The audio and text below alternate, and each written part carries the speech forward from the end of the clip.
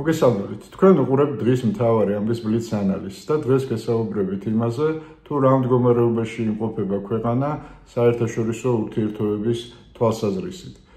სამწუხაროდ, კარგს ვერაფერს ვერ გეტყვით, დასავლეთთან ურთიერთობა გასაგებია როგორც ვითარდება, სტერილიზაცია ჯერ არ მოხდარა, მაგრამ მინიმუმამდეა დასული უბრალო კონტაქტებიც კი, აღარაფერს ვამბობ მაღალი დონის შეხვედრებზე, უსაფრთხოების თემებზე, მოლაპარაკებებზე, რაღაც გადაწყვეტილებებზე და ასე შემდეგ, მაგრამ როგორც ჩანს, არც გლობალური სამხრეთის თუ გლობალური აღმოსავლეთის თვალსაზრისით გვაქვს მაინც და მაინც კარგად საქმე და ეს ხდება იმ ფონზე, როდესაც რამდენიმე წლის წინ საქართველოს იყო რეგიონის ფლაგმანი, შეიძლება ითქვას,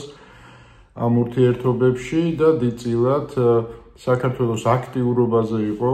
დამოკიდებული რეგიონული უსაფრთხოების თუ რაღაც ეკონომიკური პროექტების ბედი. და დღეს მივიღეთ აბსოლუტურად შეტრიალებული სურათი, როდესაც სომხეთი და აზერბაიჯანი რეალურ კომუნიკაციაშია შესული დასავლეთთანაც, გლობალურ სამხრეთთანაც და საქართველოს თამაშგარეთ მდგომარეობაში იმყოფება. სამწუხაროდ ჩვენ უნდა ვთქვათ, რომ თუ საერთაშორისო ურთიერთობებში სახელმწიფოები არიან სუბიექტები, ხო, დიდი თუ პატარა არ აქვს მნიშვნელობა რაღაც გლობალურ თემებს წყვეტენ თუ საკუთარი უსაფრთხოების და ეკონომიკური ურთიერთობების პრობლემებს საქართველოსთან მიმართებაში ფაქტობრივად აი ეს სუბიექტურობა პრაქტიკულად დაკარგულია, შეიძლება ითქვას, უფრო ობიექტები ვართ სხვა მოთამაშეების მხრიდან დახლზე შემოდებული, რომელიც გასაყიდად არის გამზადებული, შეიძლება ითქვას, დასავლეთს აქვს აბსოლუტურად საფუძვლიანი აღქმა და ესეთი გრძნობა, რომ ჩვენ რუსეთის ლუკმა გავხდით უკვე, ანუ ფაქტობრივად საქართველოში გატარებული პოლიტიკის სინქრონიზაცია მოხდა მთლიანად რუსულ პოლიტიკასთან, როგორც ეკონომიკური ექსპანსიის თვალსაზრისით, პროპაგანდის თვალსაზრისით,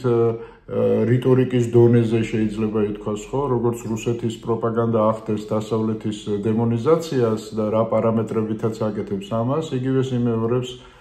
საქართველოს ხელისუფლებაც, მისი სპიკერები ყოველდღიურად საუბრობენ deep state-ზე, რაღაც გარყვნილების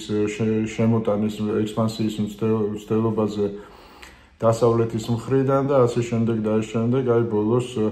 ტრამპიც კი, რომელთანაც ცდილობდნენ თვალის პაჭუნით ესაუბრათ, აღმოჩნდა, რომ deep state-ს დაუმარცხებია უკვე თურმე, ხო, ეს ბოლო გამოსვლებს თუ მოვიშველიებთ ქართული ოცნების პროპაგანდისტების. სავალალო მდგომარეობა გვაქვს ასევე ეკონომიკური კუთხითაც, ჩვენ უნდა გვესმოდეს, რომ ერთადერთი გეოპოლიტიკური ფუნქცია, რაც საქართველოს ჰქონდა მუდმივად, ხო, აი ამ უახლესი ისტორიის განმავლობაში იყო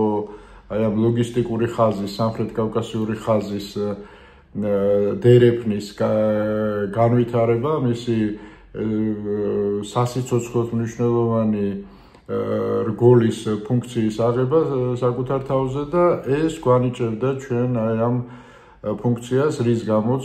ფაქტობრივად ჩვენ ბევრი მხარს გვიჭერდა და ბევრი დაინტერესებული იყო. და დღეს აქაც იცვლება ვითარება, იგივე სომხეთ-აზერბაიჯანის სამშვიდობო შეთანხმების შემდეგ მოგესალმებათ საუბარია ეგრეთ წოდებული ზანგეზურის დერეფნის განვითარებაზე და ზანგეზურის დერეფნის განვითარება თუ საქართველოში არ იქნა რაღაც შესაბამისი კონკურენტული პროექტები